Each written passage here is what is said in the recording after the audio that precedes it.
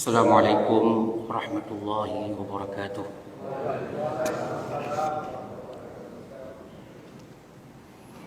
Alhamdulillah. Wa sallallahu ala sayyidina Muhammad wa ala alihi wa sahbihi ajma'in, amma ba'du.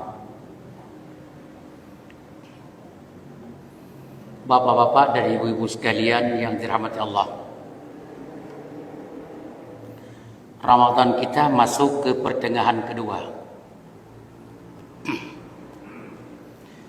Saya bukan mengingatkan, menyampaikan. Beda mengingatkan dengan menyampaikan. Lebih ringan kalau menyampaikan. Kalau mengingatkan itu agak terlalu tinggi yang mengingatkannya, yang diingatkan rendah. Kalau menyampaikan itu adalah kita setara. Ingat kalimat. Ini masuk ke pertengahan kedua Ramadan. Artinya menuju turun udah. Puncaknya kan kemarin 15. Ini sudah turun nih. Turun gunung. Ya. Yang ingin saya sampaikan, maaf satu. Jangan sampai menyesal apabila Ramadan pergi sedangkan kita belum berbuat apa-apa, hanya tidak lebih daripada mengulang rutinitas tahun yang lalu. Tidak ada peningkatan. Kalau itu yang terjadi, kita sekarang santai memang, tapi di saat kita sudah menghembuskan nafas yang terakhir, kita berhadapan dengan awal hari akhirat, kuburan. Awal hari akhirat, jangan berpikir kita sudah susah di dunia, mau istirahat dalam kubur. Enggak. Dalam kubur itu perjuangan lebih dahsyat daripada di dunia. Bagi orang yang tidak ada amalan saleh, kuburan itu kiamat bagi dia. Kuburan itu bukan tempat bahagia bagi dia. Kuburan itu tempat menjerit untuk dia kalau amalan saleh kurang. Amalan saleh itu dilakukan oleh jiwa raga kita, ya, yang berkaitan dengan badan, dan yang kedua yang berkaitan dengan mal, harta. Badan kita bisa menyelamatkan kita dari azab kubur dan azab neraka jahanam. Harta kita pula bisa menyelamatkan kita dari azab kubur dan neraka jahanam. Jangan sampai menangis nanti. Padahal waktu cukup, sangat cukup dan tersedia. Di sini barangkali saya kurang setuju dengan model kita di Indonesia. Semakin dekat dengan Ramadan habis, semakin jamaah di masjid juga mulai habis. Ramadan menuju habis, jamaah masjid juga menuju habis. Ini budaya yang tidak baik. Sebelum saya masuk dalam judul, karena ceramah nggak lama ini, kultum 7 menit. Ini baru berlalu setengah menit. Ini baru setengah menit ini. Dengar kalimat. Saya nggak ngomong di mana-mana karena terlalu lama di Timur Tengah. Salah satu di Mesir yang saya ngomong. Masuk di dalam, masjid, katakanlah masjid Amr bin al-As di Mesir. Musim tarawih, bulan awal tarawih, itu Anda mau telat tarawih, mau buka puasa di luar, kemudian sebelum azan isya masuk masih ada tempat. Mau makan dulu, kemudian balik ke masjid masih ada kosong tempat. Itu pertama-pertama. Begitu semakin masuk ke 10, Anda harus datang buka puasa dalam masjid. Kalau sempat Anda keluar berwudu, diambil orang tempatmu itu. Karena orang sudah 5 ribuan. Tapi kalau begitu masuk pertengahan Ramadan, Anda harus salat asar di masjid. Kalau sudah salat asar batal wudu keluar, salat tarawih nggak bisa dalam masjid di sana. Di toko orang salat tarawih.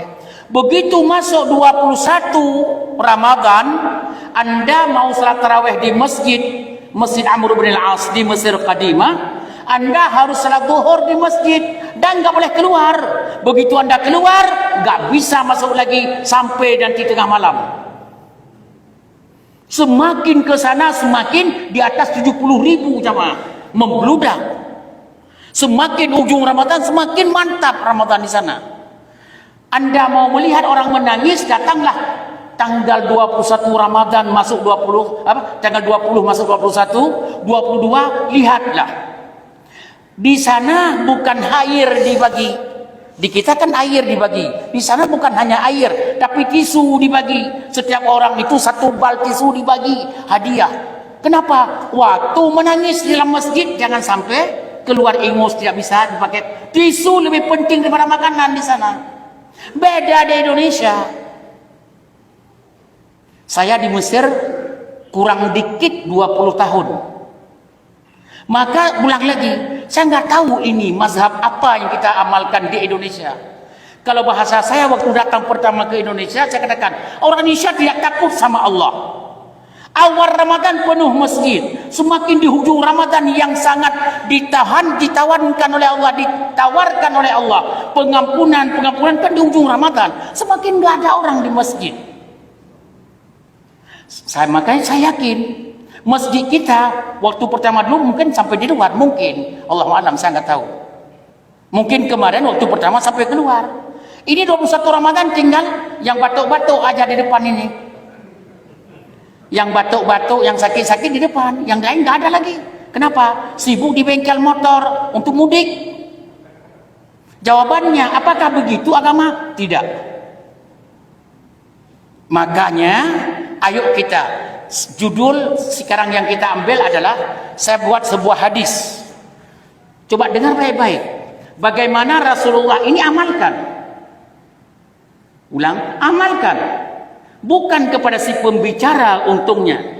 Anda akan memetik hasil dalam kuburan. Memetik hasil di depan Allah, pertanggungjawaban amalan saleh. Dan akan dibawa masuk Anda dalam surga kalau kita amalkan dengan baik.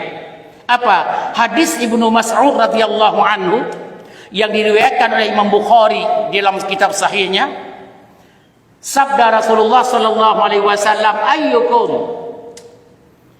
siapa di antara kalian malu warithihi ahabbu ilaihi min malihi?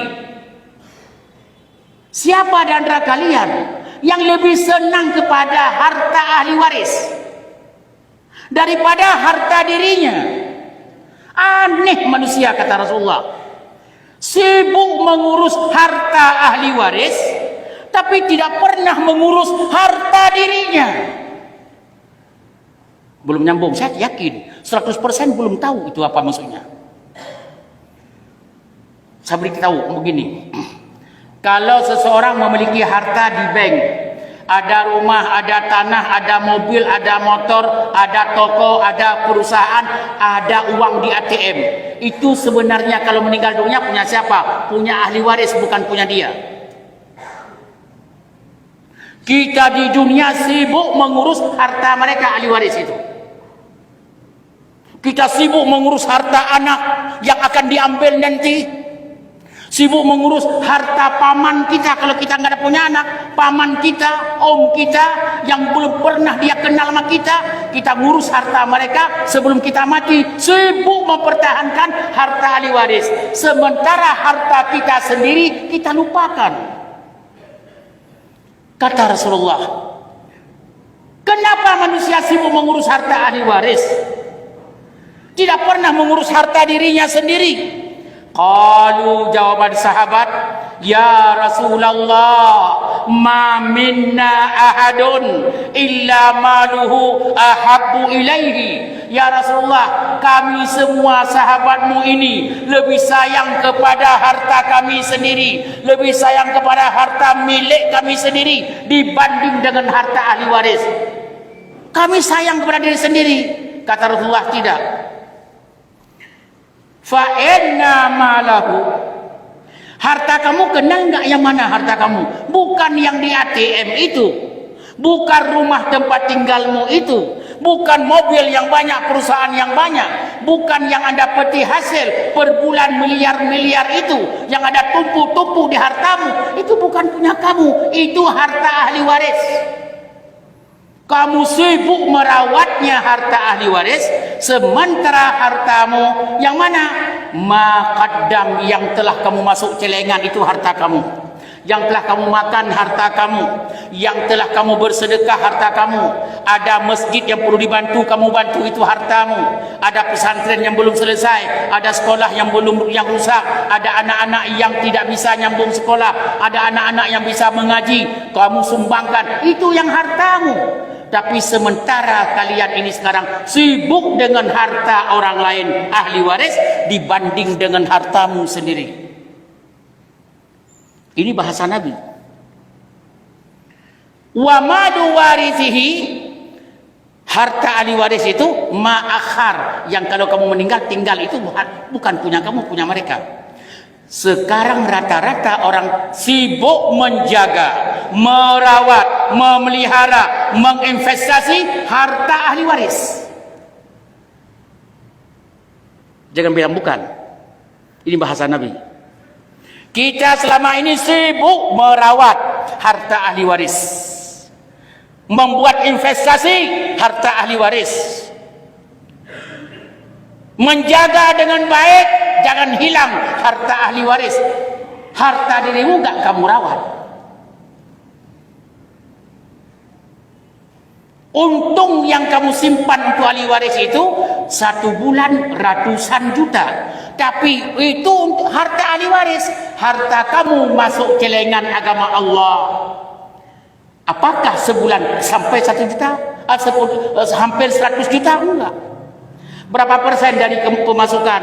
Enggak ada 50% kita bersedekah. Enggak ada 10% pun. Jangan-jangan 10% juga ngeklaim kadang-kadang terlalu banyak zakat ya. Maaf, ingat, pegang kalimat saya. Santai saja merawat harta ahli waris. Dan mereka tidak mengharapkan dari kita. Ini yang hadir ini dalam masjid ini bukan hidupnya, besarnya, berjayanya, kayanya bukan dengan harta orang tua. Ini semua yang hadir di depan masjid ini, yang sudah kaya-kaya demi Allah, mudah-mudahan dijaga dan terus diberi harta oleh Allah, ini bukan dari orang tua kita. Kita belum pernah membawa harta orang tua. Seperti kita tidak pernah membawa harta orang tua, kita kaya hasil usaha sendiri, anak kita juga kaya dengan hasil usahanya, bukan dari harta kita. Maka kenapa kita sibuk menjaga mereka, merawat harta mereka? Jawabannya, agama tidak membolehkan kita sibuk merawat harta ahli waris, sementara milik kita sendiri kita lupakan. Sementara harta milik kita sendiri kita abaikan. Yang mana yang milik kita? Maqaddam, kata Rasulullah, yang telah kamu berikan kepada agama Allah, itulah yang hartamu. Yang tinggal di ATM itu harta ahli waris. Rumah kita waktu kita buat dengan harapan anak-anak tinggal, ada 7 kamar. Begitu anak-anak gede tinggal masing-masing tak kemana, kita tinggal sama-sama tulang belulang. Yang laki sudah 90 tahun, yang perempuan 85 tahun. Ngomong oleh perempuan nggak ngerti laki-laki, yang laki-laki sampaikan pun nggak ngerti oleh perempuan. Itu tulang belulang, tulang dibungkus oleh kulit di rumah itu 2 orang. Jangankan semua bisa dirapikan, 1 kamar aja nggak akan bersih-bersih. Kita meninggal dunia, rumah itu bukan kebanggaan anak, dijual. Untuk apa? Menggantikan mobilnya yang sudah kadaluarsa, telah dipakai 2 tahun. Karena model baru keluar, dijual rumah itu untuk menukar warna mobil. Padahal kita butuh loh. Tidak mau menangis di depan Allah di hari akhirat. Ya Allah, aku dipanjangkan umurku olehmu. Bukan ibadah yang bertambah, malah semakin mendekatkan diriku dengan tidak ridhamu. Bapak, 14 hari lagi ke depan, kira-kira bisa enggak memastikan Allah telah akan mengampuni dosa kita? Pastikan Allah mengampuni dosa kita 14 hari lagi. Ingat, tahun depan belum tentu lagi kita masih di Masjid An-Nasr. Tahun depan gak ada jaminan. Jangan-jangan sudah mulai anak-anak kita nabur bunga di atas pemakaman kita. Teman kita banyak sudah pergi, kita menyusul. Ayo saudaraku seiman, 14 hari ke depan pasang badan. Biar hartamu berbicara menyelamatkanmu. Biar waktumu menyelamatkanmu. Biar engkau duduk dalam masjid jam 12 jangan pulang-pulang, nangis dengan Allah. Tidak lama, tahun depan belum tentu hidup kita. Duduk di masjid baca Quran, apalagi orang Indonesia malam ini malam nuzul Quran. Duduk sampai jam 12, sampai jam 1. Duduk nangis dengan Allah. Yang tua-tua mau kemana? Besok enggak kantor kok. Pulang ke rumah ada apa? Duduk nangis dengan Allah. Satu kalimat, ya Allah, umurku sudah tua. Tua bangka sudah. Temanku sudah pada pergi. Saya enggak tahu engkau kapan memanggil aku ini. Ya Allah, dosaku ya Allah, jangan engkau berikan masuk ke dalam kuburan bersama dosa. Ampunilah selama dalam bulan Ramadan, bulan suci ini. Ya Allah, kutadahkan tanganku ke hadapanmu. Kalau bukan kepada engkau saya meminta, memohon. Kepada Tuhan yang mana lagi yang harus saya mohonkan? Supaya engkau ampuni dosaku. Ya Allah, tahun depan belum tentu aku masih hidup. Tahun depan belum tentu aku masih kuat. Kalaupun masih hidup belum tentu sampai ke masjid. Mau mengharapkan dorongan, gak ada anak-anak yang mendorong kursi rodaku. Anak sibuk sendiri ya Allah. Sekarang lagi sehat, ampunilah dosaku ya Allah. Maafkan kesalahanku ya Allah. Berikan aku kekuatan untuk membaca Quran ya Allah. Demi Allah saya bilang, kemana yang lain yang datang pada awal Ramadan itu yang sampai ke jalan, sampai mobil saya nggak bisa masuk ke situ, harus mutar lewat Bintaro sana, lewat sektor 1, sektor 2. Kenapa? Full. Kemana orang itu? Udah meninggal semua enggak? Saudaraku seiman dan seakidah, sudah cukup. Kesimpulan, kalau tidak mulai sekarang kita mantapkan amalan saleh sampai akhir Ramadan, demi Allah akan menyesal bagi orang yang tidak melakukannya. Saya ulang lagi, kalau tidak dari sekarang kita mantapkan amalan saleh kita dalam penghujung Ramadan ini, akan menyesal semenyesal-menyesалnya apabila kita keluar dari Ramadan dosa kita belum diampuni oleh Allah.